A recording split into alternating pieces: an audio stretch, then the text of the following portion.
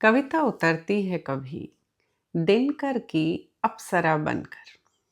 ये धरा स्वर्ग से भी सुंदर है ये बताने को। कभी शब्दों के सुरभित प्याले में बच्चन की हाला होकर जीवन के मधुशाला हो जाने को। कविता उतरती है अमृता के साथ स्त्री होकर, हर स्त्री में चेतना जगाने को। कभी गुलजार के ख्यालों में आसानी से बस रूह में उतर जाने को।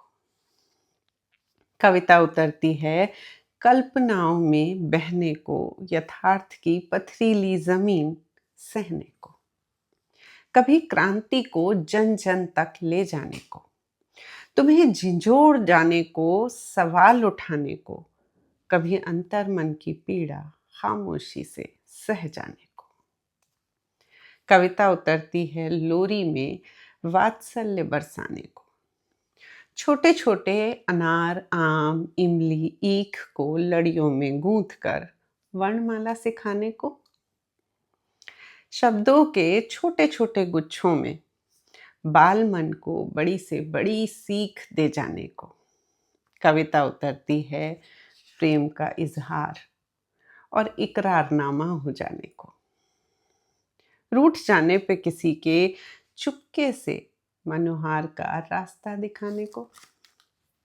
कविता उतरती है अक्सर तुमसे प्रेम जताने को।